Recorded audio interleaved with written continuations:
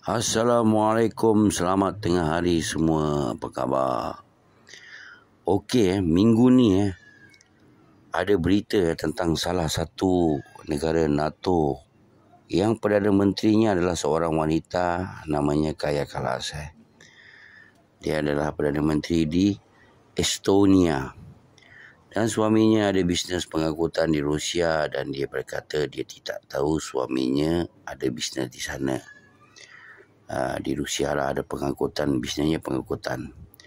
Dan EU cuba membuat penyiasatan terhadap Perdana Menteri inilah, apa yang suaminya bisnes dia dekat Rusia.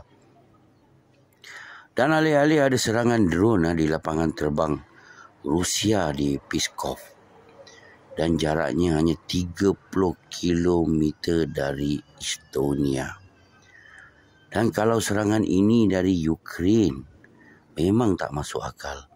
Kerana jauh Ukraine dengan lapangan terbang Rusia ini adalah 700 ke 800 km. Drone ini harus melalui Belarus dan baru sampai ke lapangan terbang Rusia itu. Dan memang tak masuk akal kalau Ukraine yang melakukan serangan ini. Dan belum ada berita lagi apa pandangan Rusia tentang serangan yang memusnahkan 2 jet pejuang dan tempat simpanan minyak Rusia. Dan kita masih menunggu Rusia menyiasat. Dan kalau betul Estonia yang melancarkan drone strike ini akan menyebabkan negara NATO telah pun menyerang Rusia.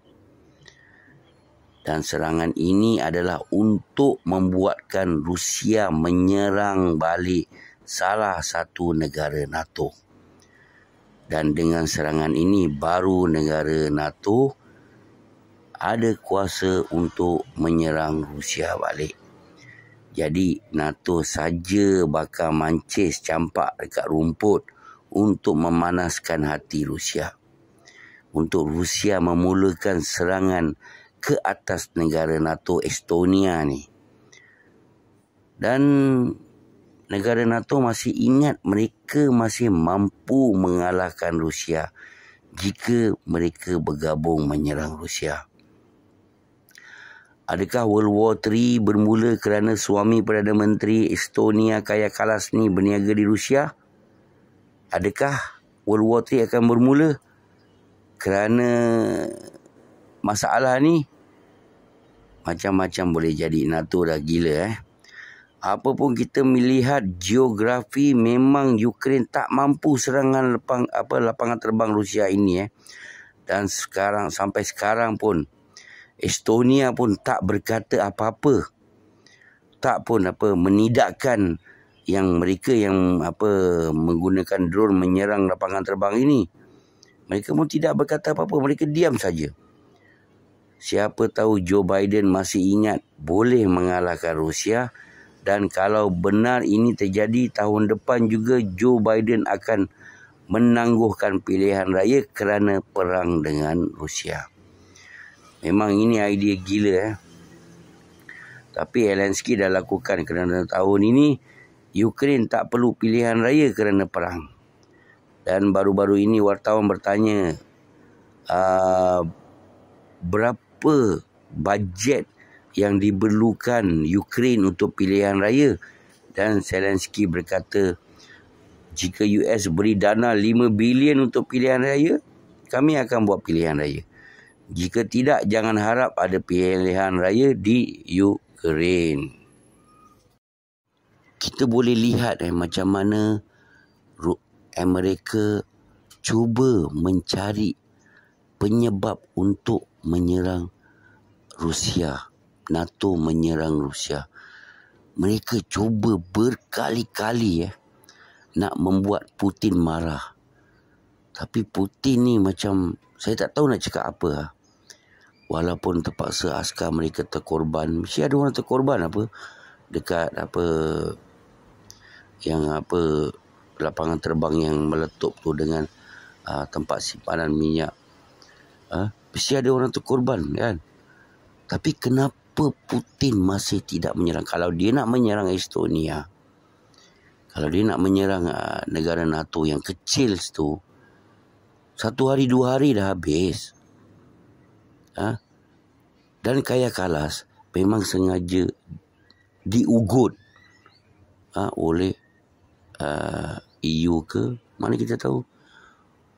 Kalau kau tak serang Rusia dengan buat macam ni, aku akan ambil tindakan dan kau kena letak jawatan. Tapi dia tak nak letak jawatan. Perdana Menteri Estonia tak nak letak jawatan. Jadi terpaksalah terima ugutan daripada EU dan dia menyeranglah menggunakan drone di Rusia. 30 km je dah jauh daripada negara dia. Jadi dia terima ugutan, jadi dia terpaksa buat. Tapi dia tak tahu akibat dia buat macam tu. Kalau Rusia menyerang negara dia, Masya Allah, saya tak tahu nak cakap macam mana.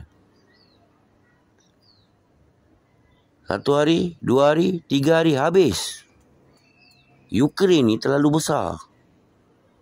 Macam negara-negara NATO yang lain macam Estonia, ni semua kecil je.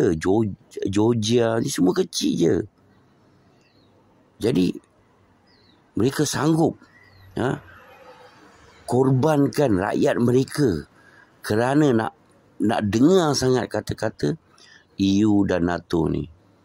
Apa yang kau dapat? Kau tak dapat apa-apa. Okey, InsyaAllah petang nanti ada lagi satu berita perang untuk Hari Kebangsaan ini. Specialnya. Jangan lupa support channel abang. Jangan lupa belanja abang gift. Assalamualaikum. Hati-hati di jalan raya holiday ni. You ride everybody.